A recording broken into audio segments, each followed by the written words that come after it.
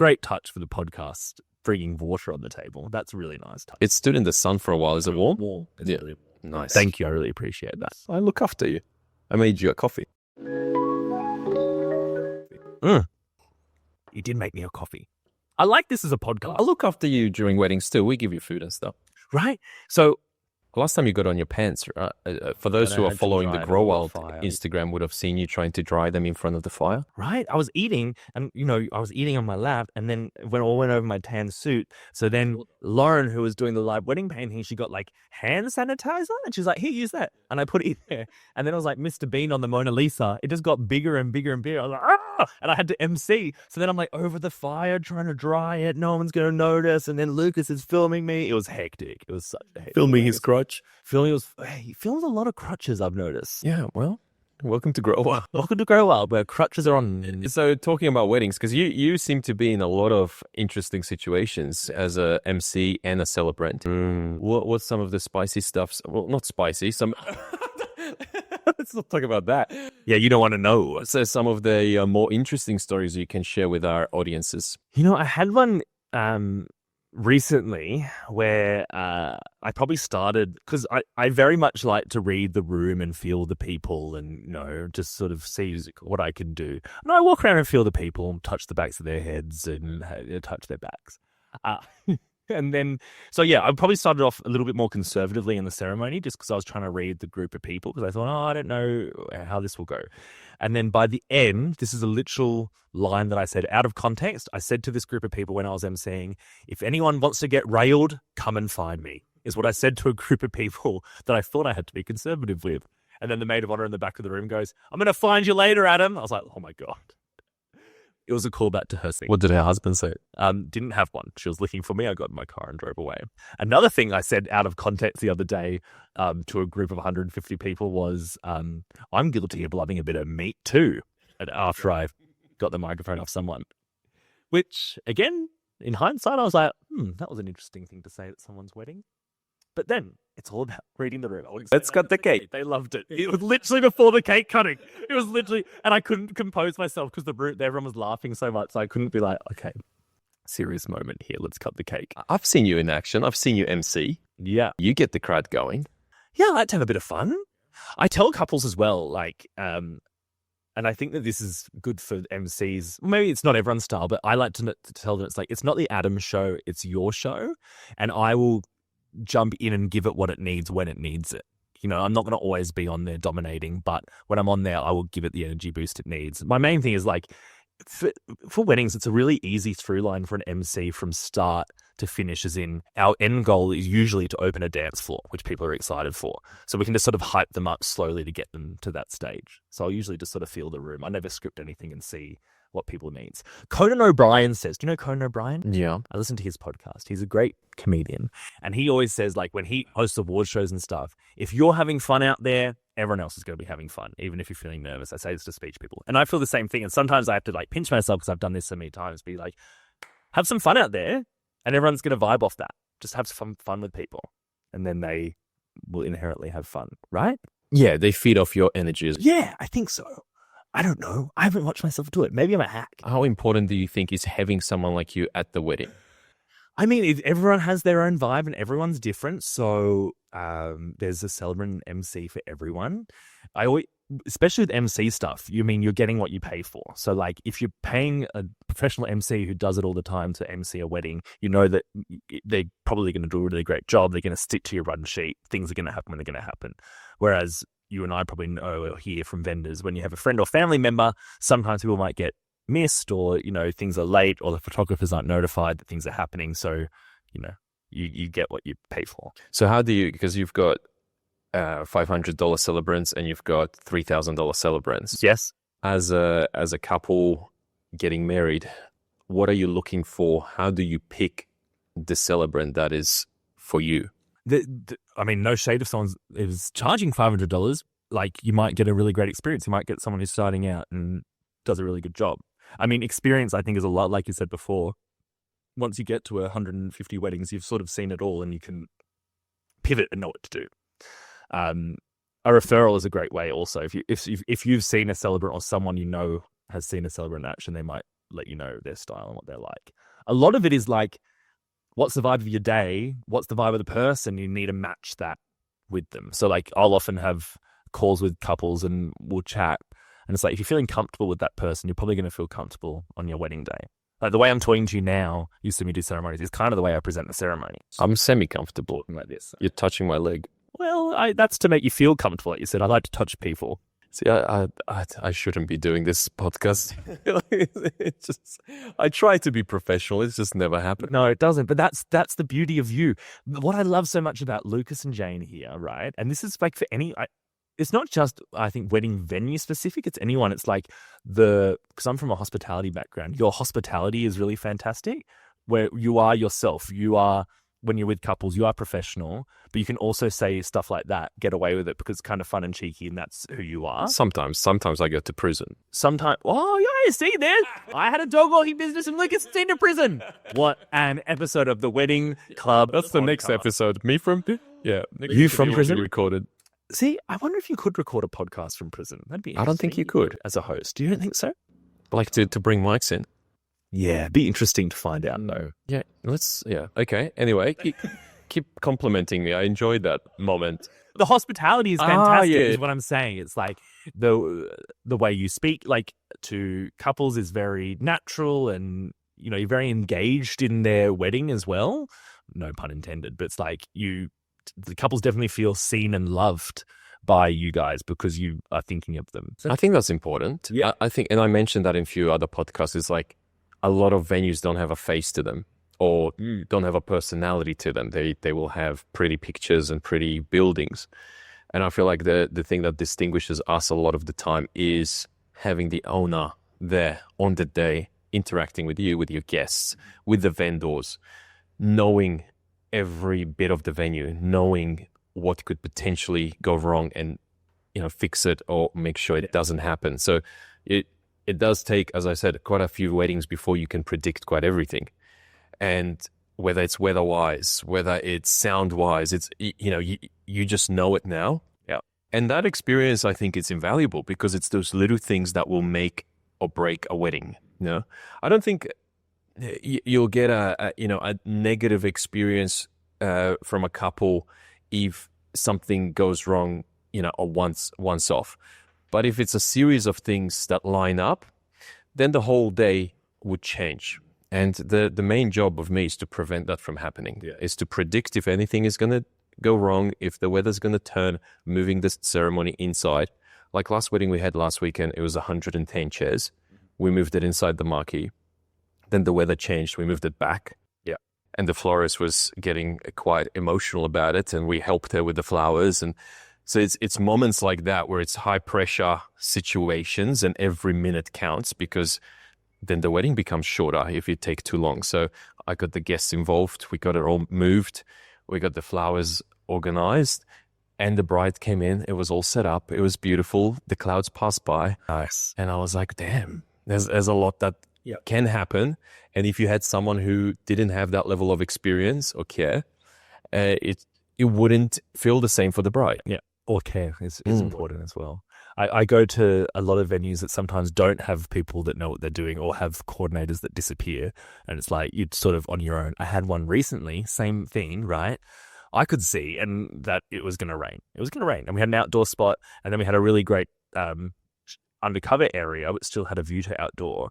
But no one was really taking charge from the venue. So I had to be like, okay, I had to go get guests and be like, you need to move the chairs here. You grab the flowers. Like I had to do what you did. And it's very stressful for vendors because that's not your job. No. Well, I had to, the groom then was looking a little bit stressed because, usually my job might be to manage him. But I was trying to manage in that situation. So I was kind of torn and I was annoyed about it because it wasn't really my job. But I was happy to do it for them because I wanted them to have a really comfortable, and it rained, of course it rained.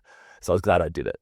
So like you can tell the difference when you come to a venue that's not really well looked after versus you guys. And that goes to any vendor business, wedding business. It's like just using your common sense and looking after people is all you have to do. It's not that hard, really. I mean, yeah, you don't. And when you say you mentioned the whole energy levels and how you interact with people, I think that's important from any vendor. Yeah. If you're a photographer, you need to read the room. And when you're doing a photo shoot with the couple, kind of match their energy. Because I've seen it go wrong. Yeah. Where, the couple's all energized and the vendor isn't. Yeah. And there's a mismatch. And often I'll have to come in and kind of, balance it out. I think the tricky thing, and, I think you're right. The tricky thing is with vendors, especially ones who've been doing it for a while and do a lot of weddings a year, they might get a bit complacent as well, like that. So a photographer might be like, this is my third wedding this week, and just going through the motions a little bit. Their work might be beautiful, and that's great. Their product is great. But it's also like the experience for the couple is really important, because it's like, this is, maybe the most special day of their life, and they're going to talk about this forever. And for vendors that are with them all day, if you're not sort of, creating that energy and matching their vibe, they're going to remember that potentially for the rest of their lives. And it's hard to, I think, remind yourself that. And that's what I said, like, sometimes I have to remind myself, have some fun, this is someone's wedding. Oh, yes, I did this 5 times last week. Yeah. But it's like by the 5th one, I still had to go in and go like, come on, Adam, you can do it. Yeah. Slap yourself together. And that's the thing. If you're a vendor, you either decrease the number of weddings you do. If you've got 5 in a row and you feel like the 5th one is just, you're not there. Yep. Or if you don't feel it on the first one, you change professions. Yeah. Because it's someone's very special day. You want to be present. You need to be present. They're paying you to be present, to feel that energy. All it takes, I feel like, is one person with a different set of energy who doesn't feel like being there, and the mood changes. Yeah. And that's quite important. Like, if you're a vendor and you're listening and you've got 5 weddings booked and you're not going to perform at your best for the last one, don't do it. Don't like the couple will be disappointed. Exactly. You're not giving everyone what they deserve. But also what I think as well for me, like now that I've been doing it for a while, one of my biggest lines of inquiries now is referrals, word of mouth, or I've seen you at another wedding. So it's like organic inquiries now, right? So then I think to myself, yes, what you just said, it's their wedding day, make sure you're on, make sure you're good. But also it's like, this is also my selling point here. So make sure that this product that they're getting is just as good as the one before, because out of the 100 people sitting there, you don't know who's going to contact you next. You know what I mean? I'm still working there. So that's something that I keep in mind as well. It's like, this is my biggest advertising spot. And I think because I think that way potentially is why it's now become organic is one of my biggest referral spots. It's same for us. And I said that to a few vendors is, I would say 70% of bookings are coming through a guest who attended a wedding here, or a couple who got married here, or even someone who came for a venue tour here, but didn't end up booking us for whatever reason. They still recommend it to other people. Yeah, they're like, they came and saw it. It was beautiful. It didn't work for them, but they said you have to check it out. Yeah. And I'm like, this is fantastic. And that's exactly right. You need to be present at all of those situations, because this is your sales as well. Yeah. How important do you feel is sales and marketing in your line of work? It's very important. Yeah, I feel like it's one of the most, it's like without it, even if you're amazing, then you're stuffed. You're stuffed. Yeah. Yeah. And I mean, there's different avenues are changing. Meta ads, ChatGPT, it's all changing the way we sort of do it. Are you using any of that? I've used, so going at a shot gin, Meta ads has been so fantastic. Okay. But it's not like, just boosting a post, right? Or what do you do? No, you do your A/B testing. I didn't do it. Someone else did it. Okay, so you pay a company to to set it all up for you. Exactly. Okay. And they test different ads, and they change the wording slightly. They see what gets more clicks and a cheaper click-through rate. If you're finding the audience you need to. And I think I was telling you just earlier, it was like from Meta ads, we've now booked full weddings for people without ever talking to them. Wow. They go through the process, they enter our mailing list, they get sent an info pack, and then I just get a thing on my phone, you've booked a full wedding, which is great, through a Meta ad without even knowing anything else, which means that our messaging is good, the website's good, the info pack, everything along the way is really great. That's so they feel cared for through that way. And then we reach out and we make it personal. But I think that's fantastic. It's just like that we can go from there to there. Is really, really cool. So for all the vendors listening, whether you're new in the business or whether you've been an existing vendor for a while, if you are lacking inquiries, if business is slow, Meta ads would be Yeah, I think so. And invest in it. Make sure you're doing it right. That's right. Because boosting posts is like, it's like throwing a big net. Exactly. You don't know who you're going to, so you can waste a lot of money doing that, right? Yeah. And I have wasted money in the past doing boosted posts. Doesn't really do much. Might get a few more followers, but whatever. Yeah. Doesn't really matter. Have you done Google ads? Yeah. I've got a constant Google ad going. Okay. Did you set that up yourself or did you have someone? Yeah, no, someone from Google Ads helped me set it up. Okay. You can get an affiliate through Google who will help you set it up, and they check in with you. And I just have it constantly running at a low spend now. I've sort of played with the spend, but I find that I still get some good click-through inquiries from it from time to time. I think Google likes you. They might put you higher on their listing as well. It might help with your SEO if you're paying them. Do you do much SEO stuff? Not for a while, to be honest, but I should be doing more. You know what we spoke about, ChatGPT, right? Yeah. And how that links to Google SEO. Yeah. And that's quite important. Yeah. Well, that's where people are starting to Google. They'll be like, top 10 whatever in this area. And if you're not there, they might not ever find you. Yeah. Because Google's this endless list of everyone where ChatGPT is your parameters. So, yeah. Yeah. I try to think of marketing as some people find marketing quite overwhelming as a business. And when I started this business, when I got into this business, I kind of looked at it from the perspective of the client. Okay, so we just got engaged. What is the next step we need to take to view a venue, to look at options for venues? And it's like, okay, well, are we going to look at the Sydney Morning Herald? Well, probably not. These days, that's not where you look for wedding venues. Am I going to open Instagram? Am I going to Google it? Am I going to check TikTok, which is becoming, I'm finding quite a few couples now reaching through TikTok. Yeah. We haven't done much through TikTok, but even then, I would say 5 to 7% are reaching us through TikTok. Yeah, wow. And then it's about, all right, so Google, let's break that down. How's my website ranking? How's my SEO going? If you're looking at Instagram, am I boosting posts? Do I need to? How is my grid? So I kind of broke it down into every potential option where someone will find us. And I just worked on it one by one. And at this stage, if you on ChatGPT and you search top country wedding venues, top rustic wedding venues, top marquee wedding venues, we should be up there. Are you number one according to ChatGPT? On some of them, yeah. Oh, yeah. I'm going to look at this right away. Good on you. I'm proud of you. Okay. Check it out in typing mode because when she speaks, it's very brief. Let me do it on mine. Can you, I'm going to spell it out. Can you list top 3 country? And he always probably puts in there and makes sure that my venue, he's got like it in the... No, read it. Okay, searching. Okay, well, Grow Wild is 2. Ah, there we go. What's number 1? Don't worry about it. The time where I said every other wedding venue but Grow Wild. No, but in my heart... You could have kept... I wonder if you kept listing whether we would pop up anywhere. Hey, ChatGPT, name me the top 150 venues. Every wedding venue in the country. And it's like, God damn it. 563. Anyway, it works. 50% of the times, it works every time. You know what I was going to say? What I was thinking was like, you have to think about who is getting married, right? And as we drift older, we're in our 30s, but like people who are getting married are the younger, right? So you have to meet them on their own speaking terms. So like you said, it's definitely AI or it's TikTok or it's whatever social media might come next as well. And what's going to be more difficult for aging vendors is finding people where they are. Because when I started, it was Google, and then even doing Facebook ads was weird, and now it's Instagram ads, TikTok, etc. So it's constantly trying to evolve and find these people where they are. I think will be the tricky part for a lot of vendors. That's why when new vendors come in, when you're in your 20s, like when I did, it's really easy to find your people because you're probably their age. I am the page of people getting married, which you can relate to them. Not saying there's anything wrong with being an older vendor. It's just you have to kind of keep evaluating and finding your audience where they are.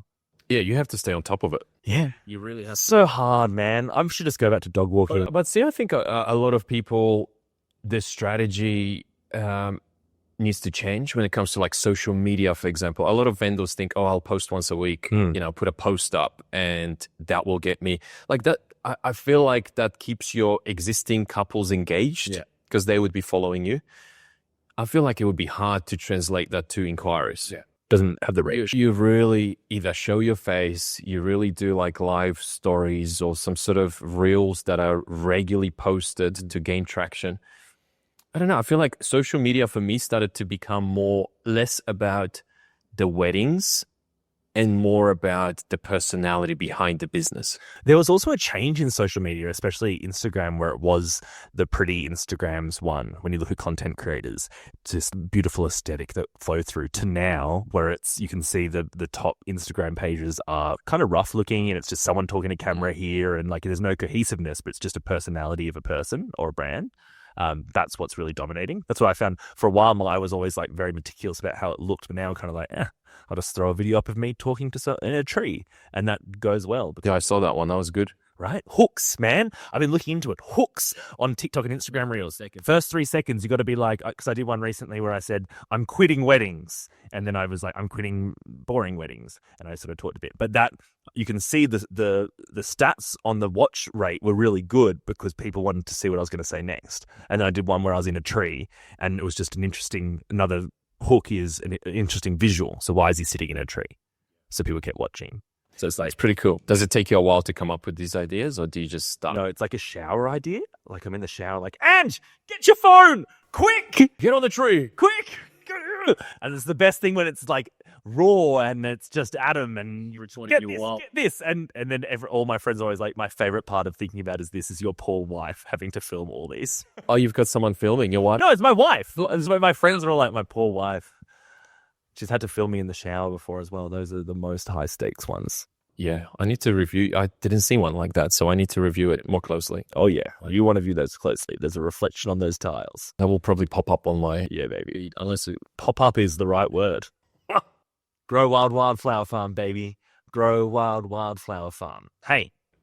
I just remember... I was waiting for you to say Papa Adam's in the house. I've listened to the Two Monties podcast. I'm like... Settle down. Shout out to Two Monties. Nah, don't do that. No. You guys have a bit of a thing going, yeah? Screw those guys.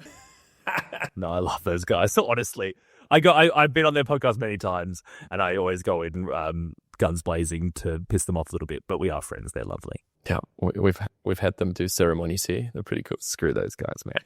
I'm trying to be nice here. Oh, sorry. Anyway, you've got a podcast yourself. Left on Wed. Yes. Oh, Lucas, tell me about it. What's it all about? Who's in it? How does it go? What's your favorite episode of all time? 3, 2, 1, go. The best of Wed Shed. Oh my god. So, well, I know Georgia Fletcher. Georgia Fletcher, we love. I love Georgia. Georgia. She's the best. Shout out. Talking to Georgia Fletcher, she's one of the people. She has so many jobs. I don't even know what she does. Okay, first 2 seasons of Left on Wed. I'm talking right to you in the camera. You're not here anymore. Are all about planning weddings. Each episode is a bite-sized chunk of a particular part of wedding planning. The new season is Left on Reddit, and we just read crazy Reddit stories about weddings and tell our own crazy experiences about weddings. So for those who haven't listened to it, like myself, what's one of the Reddit stories that you've had recently on the... I'll kind of steal your episode from you. We had this guy, I read this story, right? And he is in America, so he didn't have any money to tip the bartender at the wedding, which is what you have to do in America. America's crazy. At weddings, you have to tip them. Yeah, right? So then he's like, hey, do you want a hit of my vape pen, which was weed? So he gave it to him, and the guy had way too much. The bartender passed out, hit his hand on a glass and smashed it, so there's blood everywhere. The groom comes over to see what the commotion is about, sees the blood, faints, and hits his head on the ground. And then the bride comes over and starts yelling racist things at all the bartenders for letting this happen. And the whole wedding ends on that moment. Insane, right? These are real stories. What do you mean it ends? They're like, send everyone home because he has to go to hospital, the groom, because he's hit his head on the bar. Yeah, hectic. These are all real stories, right? And they're more in depth, and then we get to read the comments, and there's updates and all that sort of stuff. It's great. Tune in. That sounds pretty cool. Yeah, it's cool. I will. One day I will. It's hard to find these stories, but I spend a lot of time digging around the depths of the internet to find these. Do you just go to Reddit and say, tell me some interesting wedding stories, and that's it? Oh, yes. Yeah, pretty much. Takes me a really long time. Chat GPT. All right. Damn you, Lucas. That's pretty. So, like all this planning and everything, they just can't. They just. That's it. It's over, baby. Done. Yeah. Check it out on Left on Reddit. Wow. Give me another one. That was pretty good. You like that? I like that. Sometimes there's like discussion episodes as well, like as in stories where it'll be like, my best friend wore a white dress to my wedding. Was it wrong or right? And we can sort of discuss that. Do you think it's wrong to wear white to a wedding? You don't know. That doesn't bother me. I don't know, but I'm sure a bride would have something. Potentially, yeah, right? There's like this unspoken rule of what you can't wear to a wedding. Apparently it's wrong. You can't wear white to a wedding. Well, it makes sense. You want only the bride to be the one in white. Yes. To stand out. Yes, I guess so. I mean, yes. Like imagine you have just one more person, just one extra person in white and everyone else isn't. In the stories I read, it's always the mum, like the mother. Oh, mother-in-law. The mother-in-law who will wear white. And it's like, okay, it's all about that person. Can I tell you another story? This is somebody else's story, right? But I won't name them so it doesn't go down to that avenue. So so there was a bride and a groom, and the mother of the groom didn't like the person that he was marrying, followed them around for portrait sessions the whole time, right? Like watching them. And then during the reception, the bride and groom get up to do their speech and basically thank every vendor, every person in there but this mum because she was being a pain in the ass. And then she stands up from the back of the room and yells, "You C-word," and runs towards the bride and tackles her onto the ground during the speeches, and Guess had to pull her off and force her out of the wedding, and she was gone. And this happened to a friend of mine who was emceeing this wedding, who then had to get onto the microphone and be like, "Yo, what's up?" So this isn't a Reddit story. This is a real story that happened to someone that I know in the Hunter Valley. Wow. Yeah, I know, right? How good is that? Wow. I live for the drama. I love it. Wow. We've had a situation once where I was at the back of the kitchen, actually. We were prepping for dinner and we were ready to serve right after the father's speech, the father of the bride. And all of a sudden, you just hear this bang and the guy collapses. Oh, yeah. And it was just a big thud. Like, it was loud. Like, the whole floor shook. Like, we've got, wooden flooring in the marquee. Yeah. And everyone just runs out of the kitchen. All the vendors, just thinking that, he had some sort of a heart attack or something happened. And the guests are surprisingly not affected by it. And we're just standing there like shocked, like whether we help him or not. And he just slowly gets up, shakes himself off, and they're like, and you can hear the mum of the bride, like, he does that at every wedding. What? It's like, that's his thing. What? And we all know about it. Oh my God. I'm like holding my heart thinking someone died. Yeah. During his speech. Oh, wow. That's pretty cool. I had that as well. And then the ambulance came and they were treating the grandma in the back in the ambulance. And then come the dance floor, she's out there dancing with everyone when they thought she was dead. And I was out there like, can we get this woman home? For goodness sake, she needs to go to bed. That was at Grow-Wild, wasn't it? It was at Grow-Wild, yes. It was right here. I was sorry not to mention where it was, but yes, it was. The whole ambulance came and stuff. And then she was out there on the dance floor later like, I'm sweet a burrito. Yeah. I heard one recently. A photographer friend said mum fell out of the car, broke her hip at the ceremony. Ambulance took her away. Hold on. What do you mean came out of the car? She fell out of the car. Oh, like the car with the bride in it? No. She was separate, right? It was in the car park. She just fell out. She missed the ceremony, but then the paramedics were nice enough to drive the ambulance back to the wedding venue because she was feeling okay. She was on the green whistle after the ceremony. And he said he's got these photos. They're amazing because she's in the chair with a green whistle off her face, having the best time, like, woo!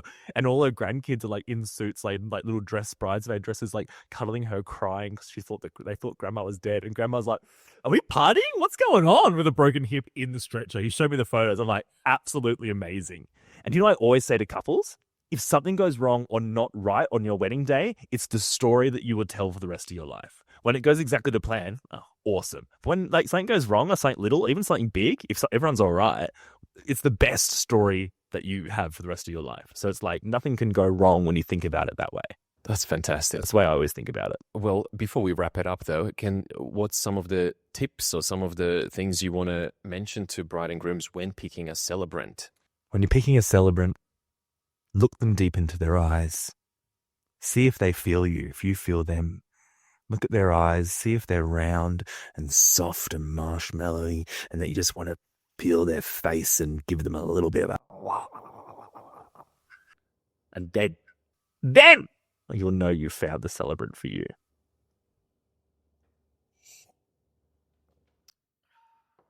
Thank you very much, everyone.